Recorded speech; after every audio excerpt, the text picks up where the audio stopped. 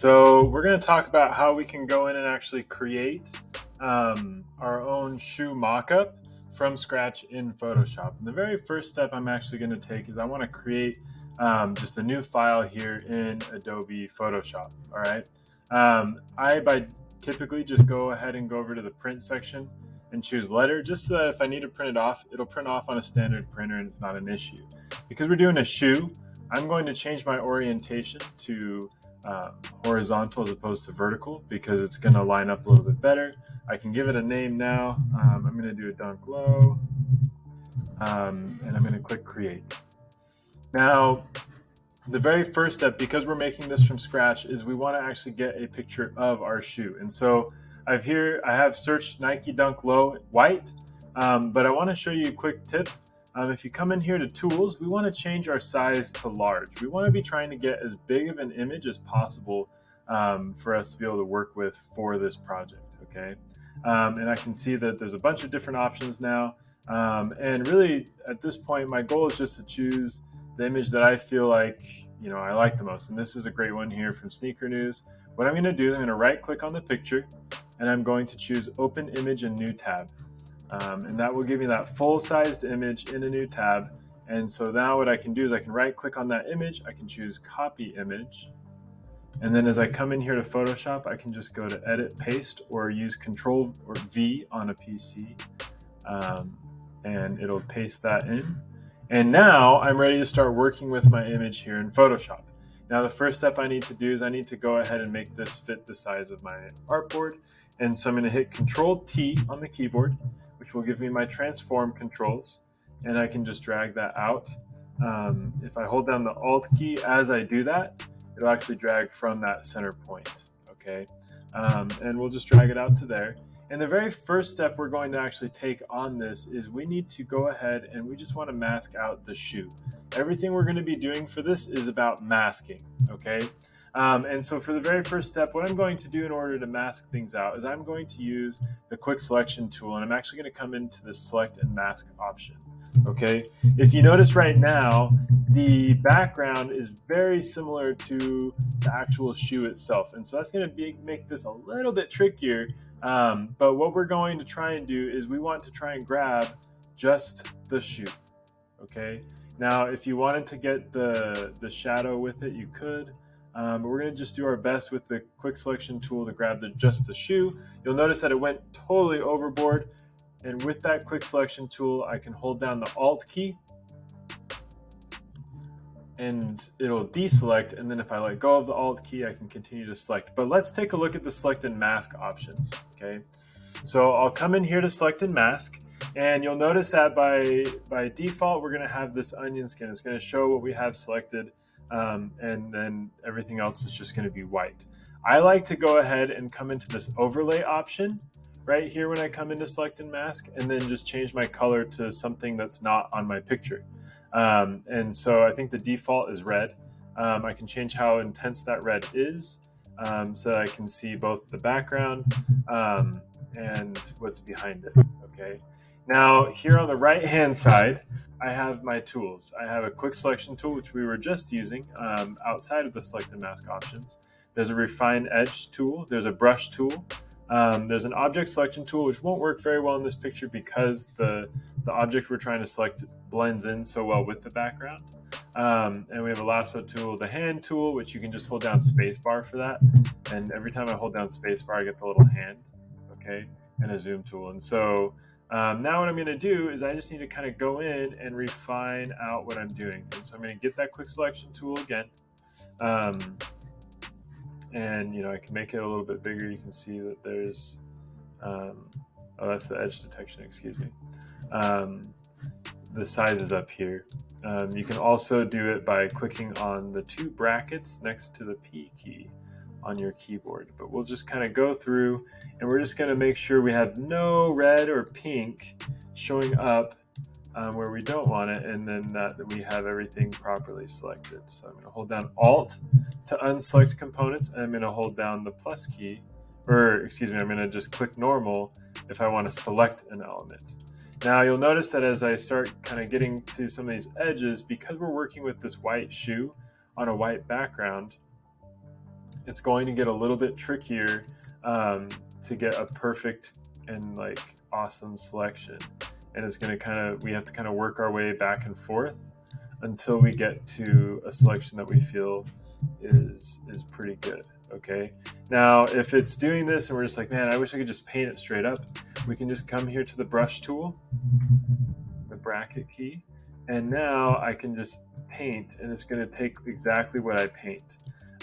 So the quick selection tool is helpful because it's going to kind of guess where the edges are, but once the edges get a little hard to see and are like a little jumbled, the paintbrush tool here can be super helpful in making your selection. And so we'll come in here, and I'm not going to stress too much about some of these back details. I think I'll be okay if I have it pretty close.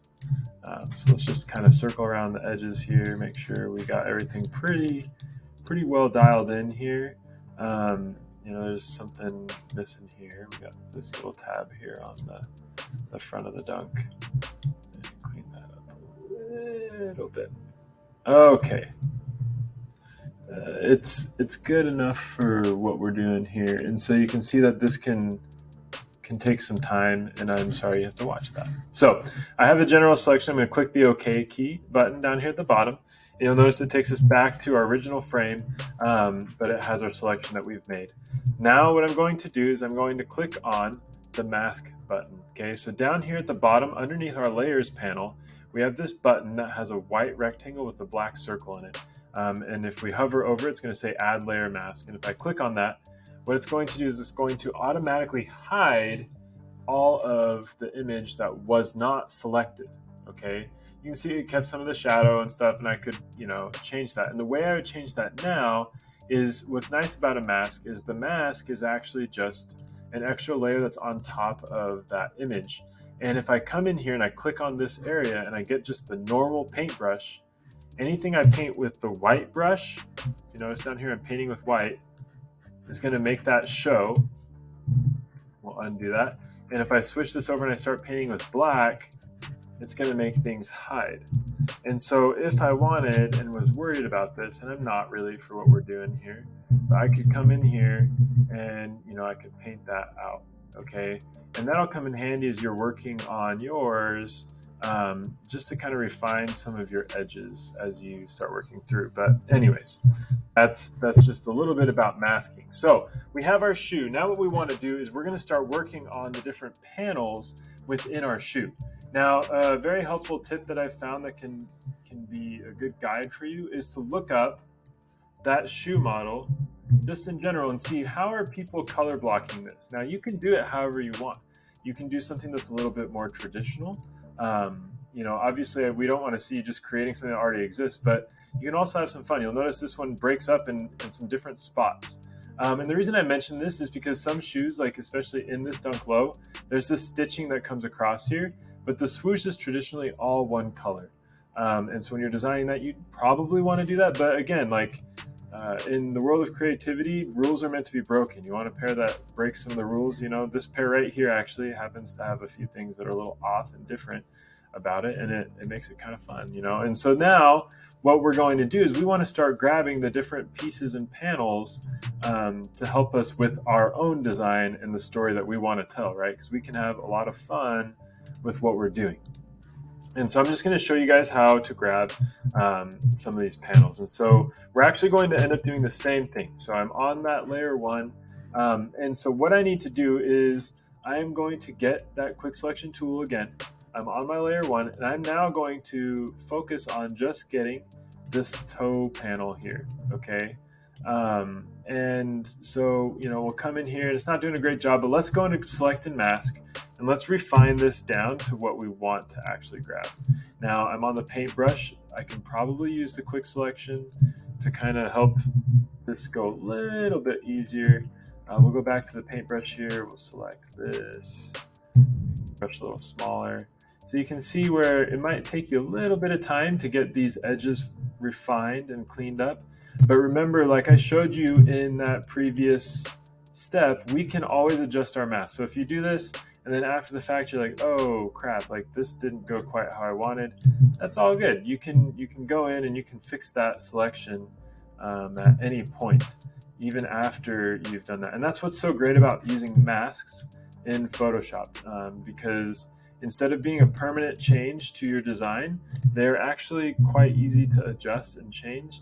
And you didn't actually change, and as we kind of go through this, you'll learn that we're not actually going to be changing the real shoot, the picture that we got.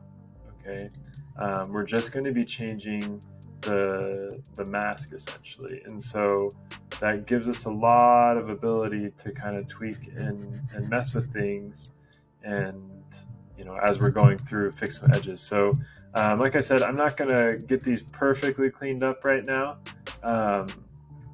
because, well, you don't want to have to watch that, right? If you did want to watch that, I'm sorry, you're not going to get that from me today. So we'll come in here, we'll mask this off. Let's get that cleaned up there. And that's pretty good.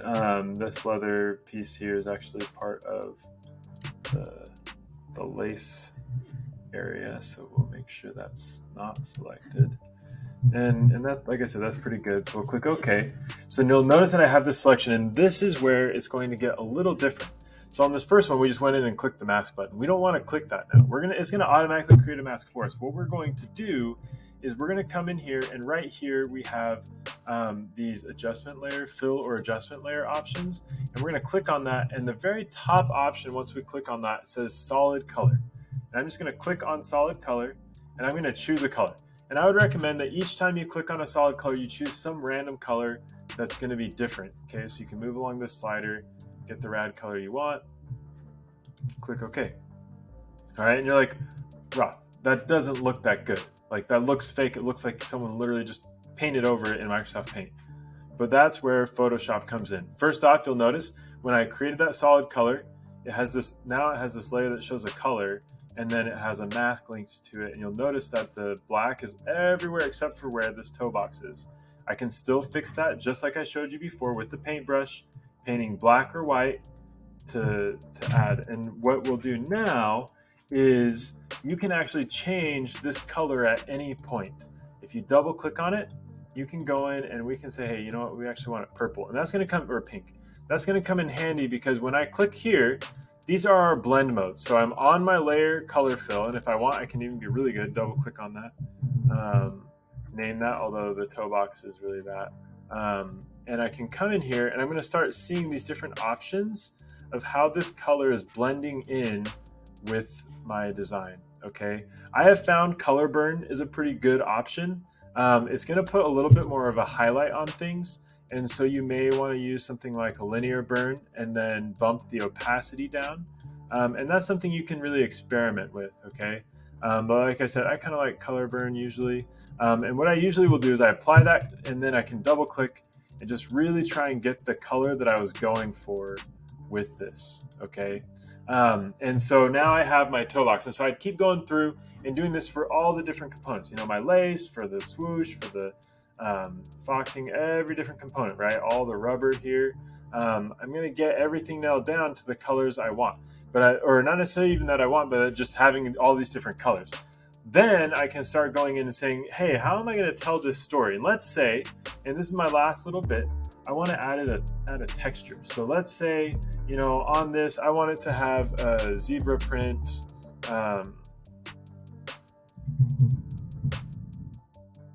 Fur. Okay. Oh, here we got a fur bee. I think I clicked enter and it thought I wanted fur bee, but I don't want a fur bee.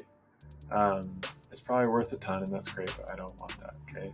And let's say I'm looking at this and it's like, hey, I love this texture that's going on here, and we actually can see that it's got a watermark on it, so that's a bummer, but I think this one will work out pretty well. Right click on it, open image in new tab, and then we're going to copy this image and we're going to paste it into our design, and I want this fur to cover up this space. I'm going to hit Control T, make it fit that size, and now you're going to be like, well, Mr. Roth, we're still in a pickle because that that design it doesn't have the mask. What we can do is I'm going to click on my mask, and if you ever hold down the Alt key and click and drag that mask up to the layer you want that mask to be on, it will automatically apply it to that layer. And then all I have to do is come in here, change my blend mode and color burn, and now I have it. And I can see maybe color burn is not going to be the right one here. Linear burn might work a little bit better, and I can start kind of tweaking and messing with things. And you'll notice that I still have this color option one, and that's because I created it in addition to, and I can put it above or below, and depending on where I put it, it's going to interact different. So I could have, a red zebra print here on my design, and you're going to notice that it's going to have a little bit of that texture. If I wanted, I wanted a snake skin. Okay, and no snakes were harmed in the creation of our design, although. And we can go and we can grab that image. We can bring in different things to be able to really tell our story. Now, of course, you can go beyond that. You can start adding your own extra elements. You could choose to bring in some different things. And really with this, you're able to go in and then ultimately make up your own mock-up. The more time you spend on your masking, generally the more realistic your mock-up is going to look, because it's going to be more refined, and that's going to help out. You can really do this with any shoe. I would just recommend that you use a white shoe, all white. And the reason is because it's going to be easier for the colors to blend onto that shoe. If the swoosh here was pink, then the steps in how I'm going to recolor it are going to be very different and may not look quite how I want. Okay. I will also mention this is one of many ways you can do this. So don't feel like you are stuck just doing it this way. This is the way that I'm showing you today on how to create your own, shoe design, telling your own story within the world of design here in Photoshop. So if you have any questions, go on to Google, see what else you can find, and you'll find some really rad stuff out there. So here you go. Stay rad. Have a good one. And until next time. I don't know. That's a weird outro, but we're going to end this.